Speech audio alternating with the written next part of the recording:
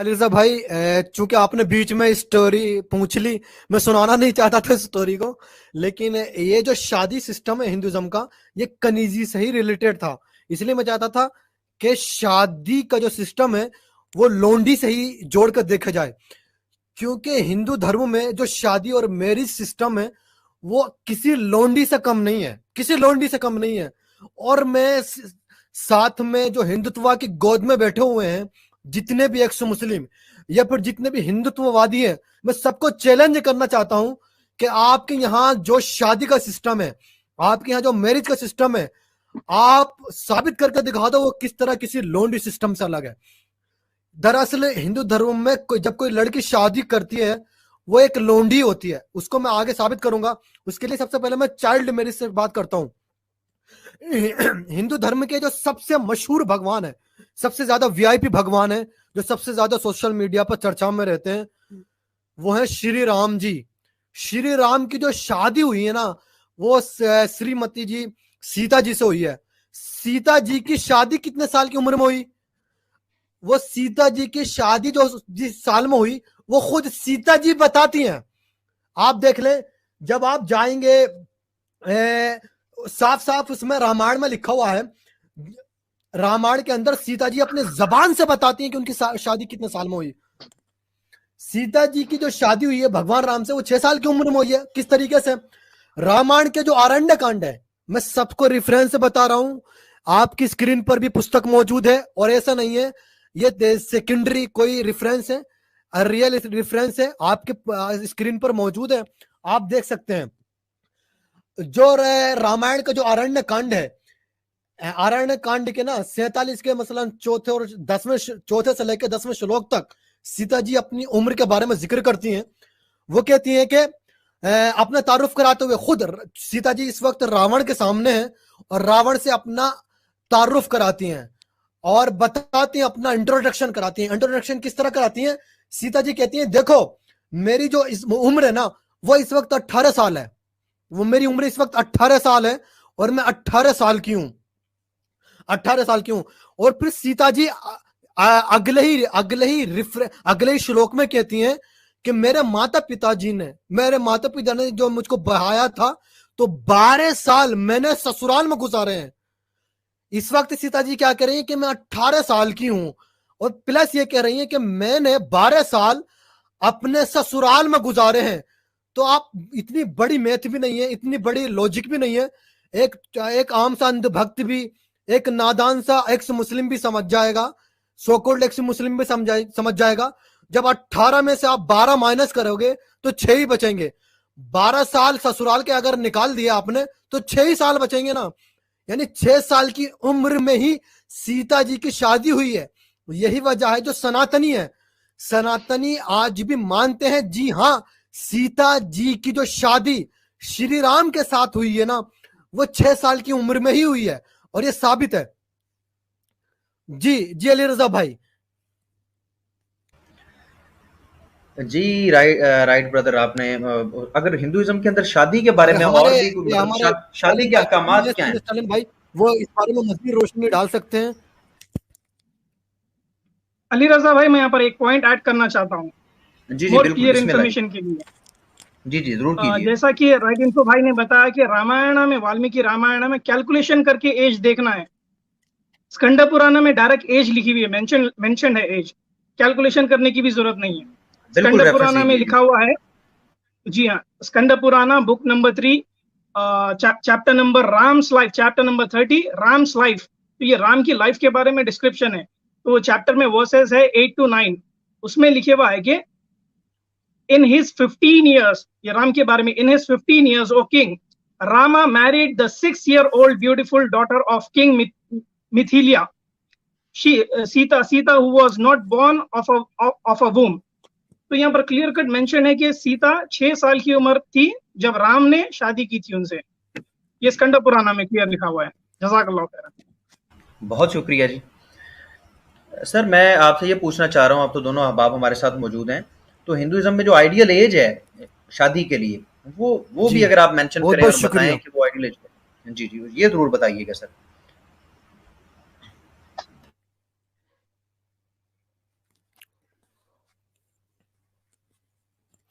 जी right जी info Ali भाई। रजा भाई, ये भी मैंने बताया था, चूंकि आपने चाइल्ड मैरिज के बारे में पूछा था इसलिए पहले सीता जी की एज का जिक्र कर दिया।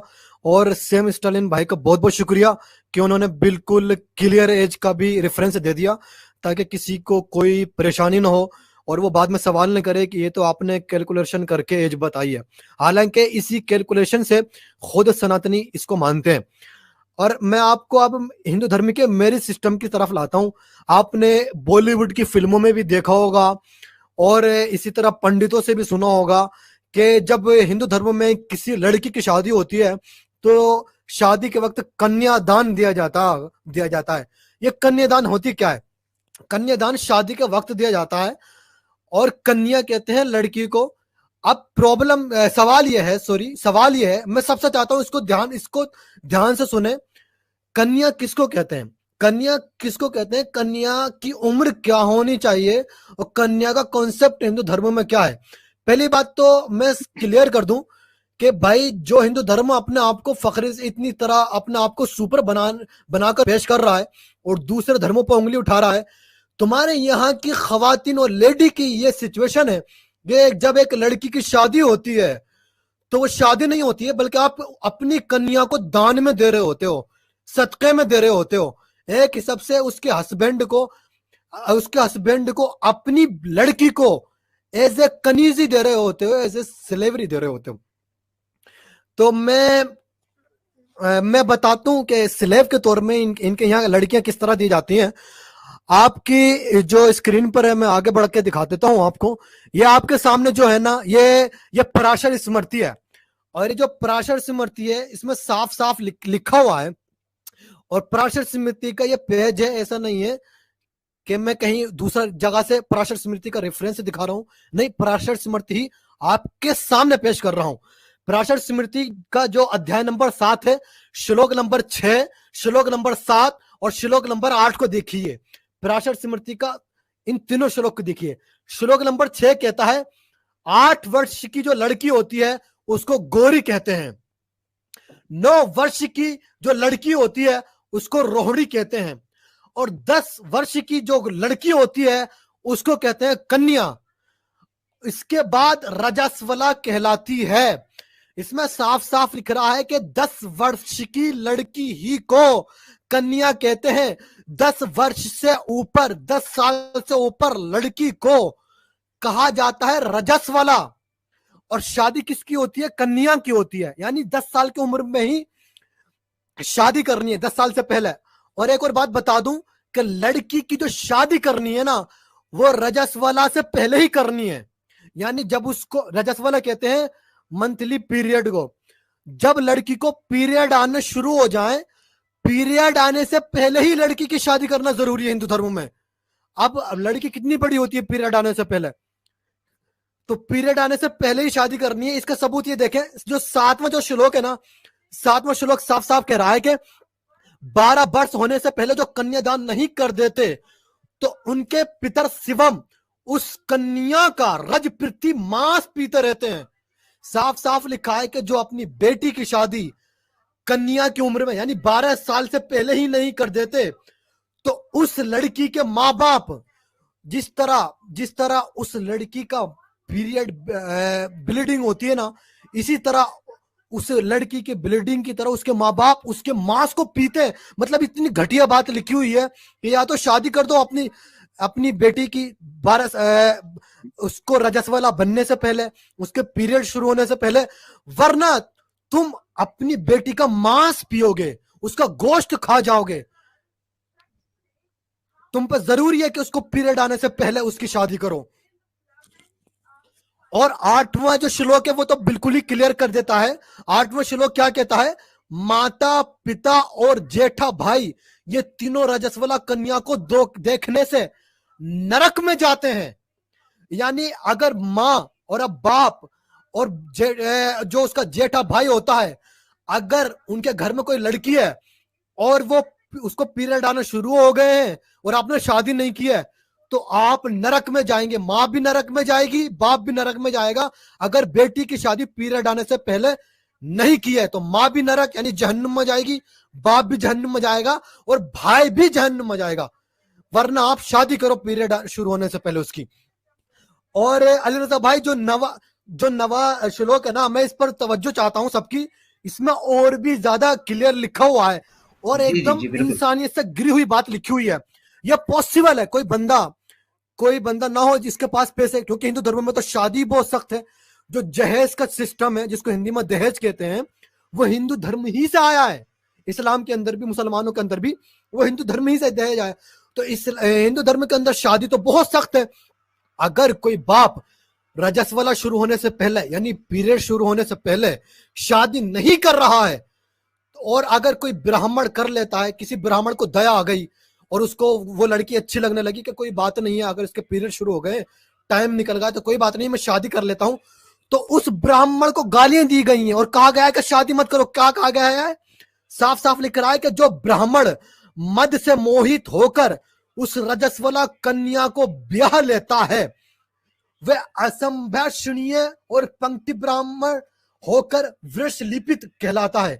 यानी अगर कोई ब्राह्मण किसी ऐसी लड़की से शादी करता है जिसकी एज इतनी हो चुकी है कि उसको पीरियड आने शुरू हो गए हैं, तो उस ब्राह्मण के खिलाफ इतना जहर उगला जा रहा है कि देखो, ना तो अब तुम ब्राह्मण रहे, तुमको ब्राह्मण की पंक्ति से निकाला जाता है, और तुमको यह कहा जाएगा कि ये जो पति है ये ऐसी लड़की का पति है। वृक्ष लिपित मतलब ये होता है ऐसी लड़की का पति जिसको पीरियड आने शुरू हो गए थे और उसके बाद उसने उससे शादी की।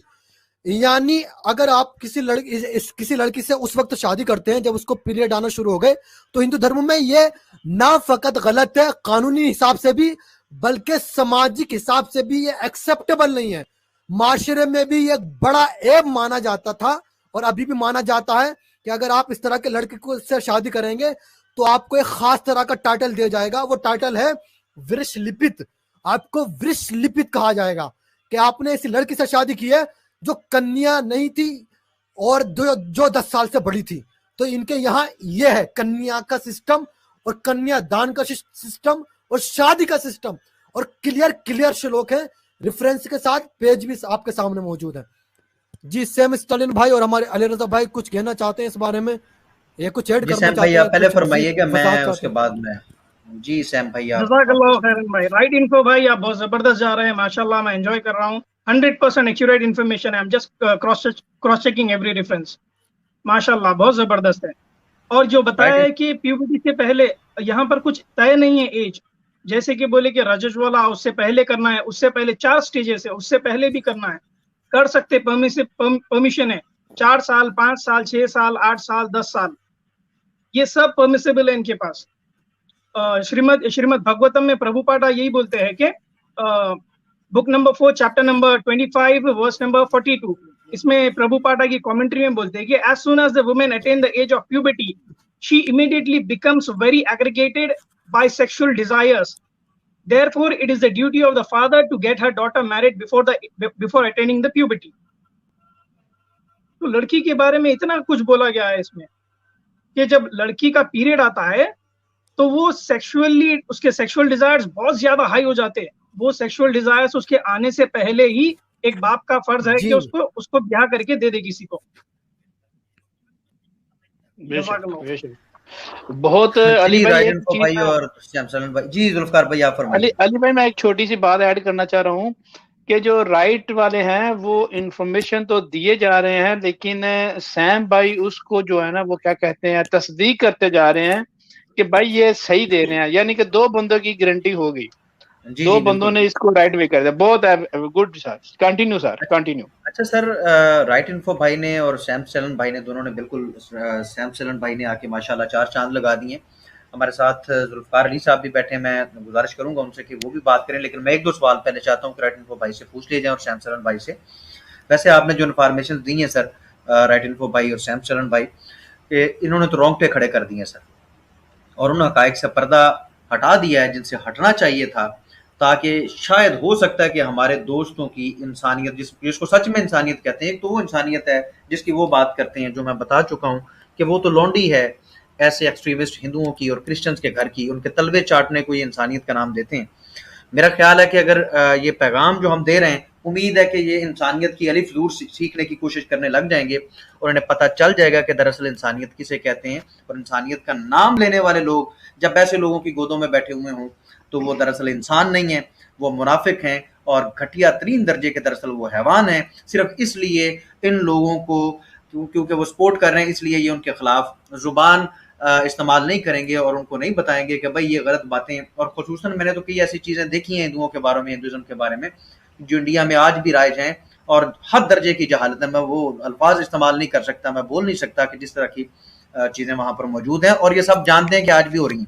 और भाई आज जो मसाइल थे इंसानियत पसंदो, इंसानियत परस्तों, आज जिन चीजों में इंसानियत जकड़ी हुई है आपके सामने हिंदुइज्म की वजह से, क्यों नहीं बोलते उस पर? आज के मसाइल हैं, आज के इंसानी मसाइल हैं। आप आज से उठते हैं 1400 साल पहले, 1500 साल पीछे जाके वहां पर तारीख की कोई किताब इधर से पकड़ी, उधर से पकड़ी और एक तस्वीर बनाने की कोशिश करते हैं जो आपसे नहीं बनती।